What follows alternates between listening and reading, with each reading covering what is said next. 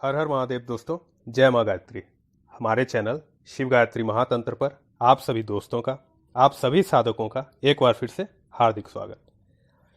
आज हम जिस विषय पर जानेंगे वह है भगवान शिव के अघोर मंत्र के बारे में। भगवान शिव का अघोर मंत्र। ओम अघोरेभ्यो अथ घोरेभ्यो घोर घोर तरेभ्य सर्वेभ्य सर्व शर्वेभ्यो नमस्ते अस्तु रुद्र रूपेभ्य। यह है भगवान शिव का अघोर मंत्र। साथ ही साथ यह जानेंगे कि भगवान शिव के अघोर मंत्र की अद्भुत शक्तियां क्या है, किस प्रकार इस मंत्र से हम भक्ति अथवा साधना करके सहज रूप से भगवान अघोरेश्वर की कृपा प्राप्ति कर सकते हैं।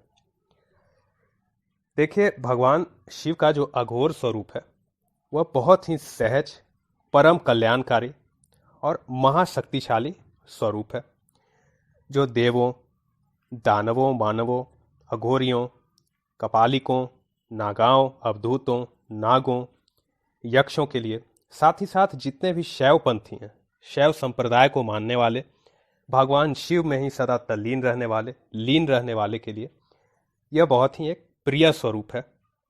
भगवान अघोरेश्वर की कृपा एक बार जिस पर पड़ गई वो बहुत ही सहज हो जाता है, परम कल्याणकारी हो जाता है। भगवान अघोरेश्वर की साधना अथवा भगवान शिव के अघोर मंत्र की साधना या फिर भक्ति करने से इस लोक में तो साधक अथवा भक्त सब कुछ बहुत ही सहज प्राप्त कर ही लेता है, साथ ही साथ परलोक में भी वह सदगति को प्राप्त करता है। भगवान शिव के इस स्वरूप पर और इस मंत्र पर जो मैंने प्रारंभिक वीडियो बनाया था उसका आपको डिस्क्रिप्शन लिंक दिया हुआ है डिस्क्रिप्शन बॉक्स में, आप जाकर वहां और भी जानकारी इसकी ले सकते हैं। तो भगवान शिव के अघोर मंत्र की भक्ति अथवा साधना करने से समस्त जितने भी तांत्रोक्त साधना होते हैं, अघोर साधनाएं होती है, कपालिक साधना होती है, इसमें सफलता शीघ्र ही मिल जाती है, अनायास सफल भी हो जाती है। यहाँ तक कि जितने शावर मंत्र के शास्त्री हैं वह भी अपनी साधना को सहज एवं तीव्र फलदायी बनाने के लिए अघोर मंत्र की साधना अथवा भक्ति अवश्य करते हैं। भगवान अघोरेश्वर के अघोर तत्व में अपार शक्तियां हैं जो अघोर मंत्र के जप, तप, साधना करने से प्राप्त होती हैं। किसी भी प्रकार की लक्ष्य प्राप्ति हो हमारे जीवन में, किसी प्रकार की साधना हो, कर्म कांड हो, यह मंत्र करने से उन सब साधनाओं में हमें अवश्य ही सफलता मिलती है। साथ ही साथ नवग्रह दोषों से मुक्ति, सर्व ज्ञान की प्राप्ति, हमारे पंच विकार काम, क्रोध, लोभ, मोह, अहंकार सबसे निजात दिलाते हैं भगवान अघोरेश्वर और अपने साधना मार्ग में, भक्ति मार्ग में हमें प्रखर बनाते हैं, प्रशस्त बनाते हैं। अघोर मंत्र की साधना अथवा भगवान अघोरेश्वर की पूजा से सभी प्रकार का भय का नाश होता है, अकाल मृत्यु से हमारा बचाव होता है, अकाल मृत्यु दोष का संपूर्णतः अंत हो जाता है, हर प्रकार का भय नाश होता है, विपरीत परिस्थितियों में हमारी रक्षा होती है और शत्रुनाश तो बहुत ही तीव्र होता है अघोर मंत्र से। प्रायः गृहस्थ व्यक्ति भी इसकी भक्ति कर सकता है, पर साधना करने में एक जो बात आती है वो शायद आपको जानकर थोड़ा अच्छा नहीं लगेगा, पर यह बात बताना मेरा कर्तव्य बनता है। अघोर मंत्र की साधना करने पर आप थोड़े श्रीहीन होते हैं। पहले तो साधना की शुरुआत में आप श्रीहीन होते हैं और बाद में जैसे जैसे आप इसमें सफल होने लगते हैं तो आपके पास धन उतना ही इकट्ठा हो पाएगा जितनी आपको आवश्यकता होगी, अधिक नहीं होगी, क्योंकि अघोर भाव में कभी भी किसी चीज का संचय करना सही नहीं बताया गया।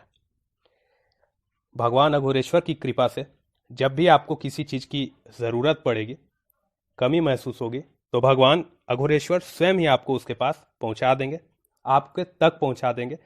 पर कभी भी अघोर तत्व या फिर भगवान अघोरेश्वर ऐसा नहीं सिखाते कि आप किसी भी चीज का संचय करके रखें, वरन वह आपका दिव्य ज्ञान हो, आप पर कृपा हो, या फिर आपके पास संचित धन ही क्यों न हो। इस दिव्य अघोर मंत्र की साधना अथवा भक्ति करने पर साधक अथवा भक्त संभाव को प्राप्त होता है, अघोर तत्व को प्राप्त होता है।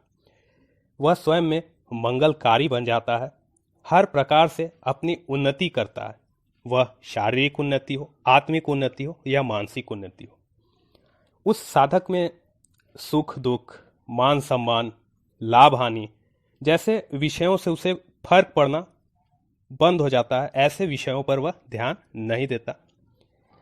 किस प्रकार का भोजन उसे प्राप्त हो रहा है, वह बहुत ही मधुर अथवा लजीज पकवान हो या फिर मुर्दे का मांस हो, वह उसी स्वाद के साथ, उसी भाव के साथ उसे ग्रहण करता है अगर उसमें भगवान शिव का अघोर तत्व उत्पन्न हो चुका है। अघोर मंत्र के जप से, अघोर मंत्र के भक्ति से, साधना करने से विभिन्न प्रकार के पापों का भी अंत होता है और चित्त शुद्धि हो जाती है। यह मैं अब आपको जो बताने जा रहा हूं, आप इसे साक्षात लिंग पुराण में भी भगवान शिव के बहुत ही सुंदर पुराण रूपी ज्ञान को पढ़ सकते हैं, जो कि है शिव पुराण, लिंग पुराण। उसमें आप लिंग पुराण में इसका वर्णन पा सकते हैं। बताया जाता है कि प्रतिदिन अगर कोई व्यक्ति 1000 भी जाप करे, प्रतिदिन अगर कोई व्यक्ति 1000 जाप करे अघोर मंत्र का, अथवा आपके भाषा में 10 माला समझिए, तो प्रायः बिना स्नान किए, शिव स्तुति किए जो व्यक्ति भोजन करते हैं, अथवा जो बिना गायत्री का जाप किए, पंचदेवों की पूजा किए हुए उपासना करते हैं, या फिर उससे जो भी दोष उत्पन्न होता है, तो प्रायः केवल प्रतिदिन भगवान शिव के अघोर मंत्र का 1000 जाप कर लेने पर भी आपको ऐसे वृत्तियों से, ऐसे पापों से या फिर उत्पन्न विकारों से आपको मुक्ति मिल जाती है। अघोर मंत्र के जाप से अगर कोई व्यक्ति पापियों की संगति में फंस चुका है या फिर उससे उत्पन्न विकारों से, पापों से घिर चुका है, तो अघोर मंत्र की साधना अथवा जाप भक्ति से यह भी पाप नष्ट हो जाता है। जितनी भी प्रकार की मनुष्य से भूल चूक से, मानसिक रूप से, वाचिक रूप से, दैहिक रूप से, मिश्रित रूप से अथवा प्रासंगिक रूप से जो पाप घटित हो गया है उसके द्वारा, वह चाहे बुद्धिपूर्वक हो या जानबूझकर हो, ऐसे द्वारा किए गए पापों का भी शमन कर देता है भगवान शिव का यह अघोर मंत्र। लिंग पुराण में बताया गया है, आप भी पढ़ सकते हैं, कि शराब पान से, दुराचार से, परस्त्री गमन से, चोरी से, धन वैभव मान सम्मान की चोरी से अथवा किसी का हानि करने पर, भ्रूण हत्या जैसा, किसी वीर का हत्या जैसा, तो ऐसे जितने भी कुकृत्य हैं, ऐसे उत्पन्न जो दोष होता है, उससे भी भगवान शिव का अघोर मंत्र साधकों को मुक्ति दिलाता है। भगवान शिव के अघोर मंत्र की बात ही क्या कहूं, ब्रह्म हत्या जिसे सबसे बड़ा पाप माना जाता है, तो ब्रह्म हत्या से भी जो उत्पन्न दोष होता है, जैसे ब्राह्मण हत्या, जैसे स्त्री हत्या, गो हत्या, भ्रूण हत्या, मातृपितृ हत्या जैसे पापों से भी चित्त की शुद्धि करता है अघोर मंत्र, और साधक की आत्मा को, भक्त की आत्मा को मुक्ति दिलाता है। अघोर मंत्र का प्राय 1000 जाप करने पर भी साधक अथवा भक्त के अंदर अद्भुत प्रकार की शक्ति, कलाएं, सिद्धियां, ऐसी दिव्य गुणों का संचार साधक के अंदर होने लगता है, और सबसे बड़ी बात है, साधक के अंदर भगवान शिव का अघोर तत्व उत्पन्न होने लगता है। और जिसके अंदर भगवान शिव का अघोर तत्व की उत्पत्ति हो गई, भला उसे अब संसार में क्या चाहिए। तो अभी आपने सुना होगा, जैसे मैंने बताया कि किस प्रकार इतने सारे पापों का शमन करता है अघोर मंत्र। तो अब इससे कई व्यक्ति सोच रहे होंगे कि ये तो ऐसी हत्याएं हैं जिसका क्या चित्त शुद्धि के बाद हमें मुक्ति मिल जाएगा। तो नहीं, ऐसा बिल्कुल नहीं है। एक बात जान लीजिए, अभी मैंने जितनी प्रकार की पाप आपको बताए, तो अघोर मंत्र के जप से इस तरह के किए गए कुकृत्य अथवा पापों से चित्त की शुद्धि होती है, शरीर पवित्र हो जाता है, पर हमारे आत्मा को इस प्रकार का जो पाप हमारे द्वारा हो चुका है उसे तो भोगना ही पड़ता है। अथवा बहुत ही सहज होता कि हम जिंदगी भर बहुत पाप कर लेते और अघोर मंत्र की सहायता से अपना पाप काट लेते। ऐसा नहीं होता है। अघोर मंत्र की साधना अथवा भक्ति से हमारे पापों से हमारा शरीर जो है मुक्त होता है, चित्त शुद्धि होती है, पर उन पापों का हमें लेखा जोखा तो चुकाना ही पड़ता है। हमारा शरीर, हमारा आत्मा उन पापों का फल भोगता ही भोगता है। इसीलिए प्रायः व्यक्ति को कोशिश करना चाहिए अपने द्वारा कम से कम पाप हो, बिल्कुल न के बराबर हो, और हमारा जो शरीर हो वह सदा किसी के भलाई के लिए प्रयोग हो। हम किसी की सहायता करें, वरन हम किसी का गलत न करें। तो दोस्तों, अब कुछ नियम जानिए। जैसे आपको अघोर मंत्र के जाप में कुछ नियमों को समझना चाहिए और पालन करना चाहिए, जिसमें सबसे प्रथम आता है चरित्र निर्माण। हमारे द्वारा किया हुआ ब्रह्मचर्य का पालन, यथाशक्ति जितना भी आप काम करते हैं प्रायः प्रयत्न कीजिए कि आप उसे स्वयं करें। यथाशक्ति भगवान शिव के शिवालय में सेवा करें, गरीबों को पशुओं को यथाशक्ति दान करें, मदिरापान अथवा सभी प्रकार के नशा जो होते हैं, नशीली वस्तुएं होते हैं, उनसे थोड़ी दूरी बनाएं, उन्हें वर्जित रखें अपने के लिए। क्योंकि एक बार आप अघोर मंत्र के जप में, साधना अथवा भक्ति में रम गए तो फिर उससे बड़ा शिव भक्ति का नशा मेरे अनुसार दोस्तों नहीं प्राप्त होगा। एक बार जो भगवान अघोरेश्वर की शरण में जा चुका है और उनके भक्ति अथवा साधना में रम चुका है, उसके लिए वही सबसे बड़ा नशा है। शिव के अघोर मंत्र की साधना करने के दौरान यथाशक्ति शिवलिंग का यथाशक्ति पूजन कीजिए, अभिषेक कीजिए। और अभिषेक में एक बात याद रखिए, शिवलिंग का अभिषेक भस्म द्वारा करने की भी प्रयत्न कीजिए। उसी शिवलिंग के सामने यथाशक्ति षडाक्षर मंत्र और रुद्र गायत्री मंत्र का सहारा लेकर इस साधना को कीजिए। जो बताया गया है शास्त्रोक्त विधि, जो आप लिंग पुराण में स्वयं जाकर भी पढ़ सकते हैं, वह यह बताया गया है कि प्रायः अघोर मंत्र का जो साधना अथवा भक्ति है वो अकेले ही सिर्फ नहीं करना चाहिए, उसके साथ साथ साधक को षडाक्षर मंत्र और रुद्र गायत्री मंत्र, या फिर आप षडाक्षर मंत्र के साथ इसका जाप कीजिए अथवा रुद्र गायत्री मंत्र के साथ जाप कीजिए, अथवा सबको मिलाकर जितना आपसे यथाशक्ति संभव हो सके साधना कीजिए। अगर आप इसकी साधना करना चाहते हैं तो प्रतिदिन प्रयत्न कीजिए 1000 जाप करने का, और यदि भक्ति भी करना चाहते हैं तो प्रयत्न कीजिए जितना भी आपसे सुलभ हो सके आप कर सकें, कोई बंधन नहीं। तो अब आप लोग जानना चाहेंगे कि साधना कैसे प्रयत्न करें, कैसे शुरू करें। तो जब भी अघोरेश्वर भगवान की साधना की शुरुआत करें तो कोशिश कीजिए, जो मासिक में शिवरात्रि आती है, प्रति मास प्रति महीने जो शिवरात्रि आती है उस दिन से इसे शुरू कीजिए। उस दिन यथाशक्ति उपवास रखिए और भगवान शिव के शिवलिंग के सामने शिवलिंग की यथाशक्ति पूजन कीजिए।